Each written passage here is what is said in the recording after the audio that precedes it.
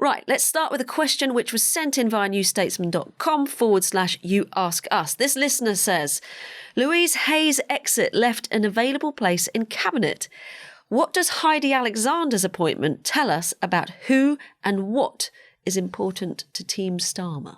I think it shows, once again, that Keir Starmer values experience. Heidi Alexander had held the role of Deputy Mayor of London for Transport under Sadiq Khan, and this is a thread running through a lot of Starmer's appointments. So who's the new National Security Advisor? It's Jonathan Powell, who's Chief of Staff under Tony Blair. He's brought back Liz Lloyd, who was also in Blair's number 10.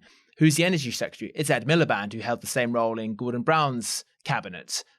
Heidi Alexander politically, she's certainly not a member of the soft left in the way Louise Haigh was, nor is she a sort of avid Blairite. I think she backed Andy Burnham, backed Owen Smith. So for me, what I took away from that appointment was it's someone who knows the transport sector and is not going to have a tough time getting to grips with the brief, which is obviously important in government. I mean, Andrew, you were talking just a few weeks back on the podcast about these different groups in Labour and how Louise Haigh very much fitted into that soft left category. I think you may have even said that she was vulnerable, or am I misremembering here? I hope I did. Anyway, I mean, you heard it here first. The transport section. I agree with George. That was absolutely right. It's about safe pairs of hands. It's about experience, and Heidi Alexander is certainly that. And some people listening might be thinking, why are they wanging on about Blairites and soft left and this and that? Well, all I would say is that I know of at least one, and I think two, covert one-day leadership campaigns already being put together. And I think, given where Labour are in the polls, it is possible to think ahead into next year. Imagine sort of by the early summer, imagine they've had really, really tough, bad local election results. They shouldn't because of the cycle, but imagine it's really bad in terms of their raw numbers. Imagine Keir Starmer's personal ratings are even lower than they are at the moment, and a mood of panic starts to spread among Labour MPs. They're quite good at panicking. Not as good as Tory MPs, but they can do it pretty effectively. They're not as ruthless as the Tories. They're not as ruthless as they are. I think it is not impossible that we start to see factional manoeuvring and, personal ambition starting to surface in the cabinet around about then. Now, if it's a fight between, on the one hand, Morgan McSweeney running Team Keir and anybody else, I would still back Morgan McSweeney to win. Nonetheless, I think there is the possibility of severe turbulence ahead. And, there is a group of very, very powerful, probably they've got the intellectual edge at the moment, the Blairites. And I'm thinking of people like Wes Streeting and lots of his allies, Liz Kendall being one of his allies and stuff, inside, the reformers inside government. And there is the soft left, who would probably gather, as it were, under the Angela Rayner banner these days, I think. But Louise Haigh would certainly be part of that instinct. And I just really, really hope they don't go to war with each other. Because if that happens, then I think the British public will say, they're exactly like the Tories. They're obsessed with each other. Here we go again. Here we go again. What about us? I mean, that's what I'm thinking. It would be less than a year into a landslide victory. It would be catastrophic. It would be absolutely catastrophic. And I'm just worried that I can see the first signs of it happening already. I think one of the things to always remember in the Labour Party is even when there isn't a vacancy, there is always a contest. And it's always going on in private.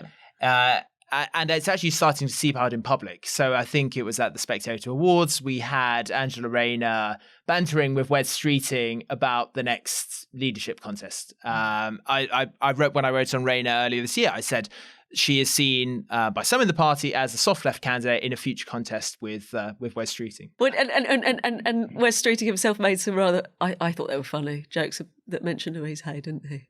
He did. He said he was going. Rayner, yes, he said he was going to call Louise Haigh on one of her numbers, which I think someone in Labour's made a formal complaint about. Oh, really? So it's a joke.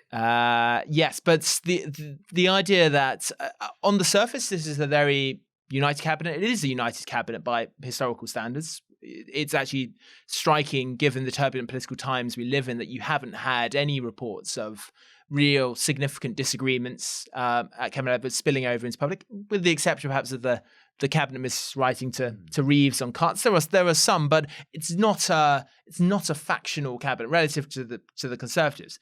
But as I said, people are always looking ahead to the next contest and always plotting in one way or another. And just look at the public sector unions, I think, in the months ahead. People are very, very angry about the 2.8% pay offer. I keep asking teachers. Teachers, but also NHS workers, prison officers, civil servants, lots of groups. The question for all of them, the exam question is, there is no money, so where do you think the money is coming from? Do you think that they should be putting up taxes to give you a pay rise? But I think there's a lot of Labour MPs very close to the unions, and I can see that's going to be one of the sources of tension in what George has been talking about. In terms of policy, does the appointment of Heidi Alexander tell us anything, or no? Not particularly. No, somewhat ironically, perhaps, I think the public ownership rail bill got royal assent, I think the day before Louise Haigh left the cabinet. It's one of Labour's most popular policies. It's something that I think Keir Starmer is committed to. We know that he takes a more statist, interventionist view than the classic third way Blair one. It may mean some change in terms of the pace of public ownership. I think Louise Haigh talked about exercising some of the break clauses in some of the rail contracts to allow some of them to be brought back in-house even earlier. Unclear whether that will happen now. And then there's a broader question of does Britain have the state capacity to have an entirely publicly owned rail system? And also, what does it mean for fares? I think there are some people who hear public ownership of rail and think that means lower ticket fares. Given how tight the public finances are, that's almost certainly not going to be the case. Our listener who asked this question would have liked to have seen Emily Thornberry brought back. Obviously, she was the most notably left out when Keir Starmer formed his cabinet, having been in the shadow cabinet the whole time. Emily Thornberry would like to see Emily Thornberry brought back. Andrew Marr would like to see Emily Thornberry brought back as well. I think she's been a very, very good performer. She was very loyal to Starmer. She took it on the chin when he got rid of her. I think she was very hurt at the time. She's performed well in the media, and she's been doing a very good job as chair of the Foreign Affairs Select Committee in the Commons. No, she's a really strong player, and whoever that was, I would put my thumb up and say, yes, me too.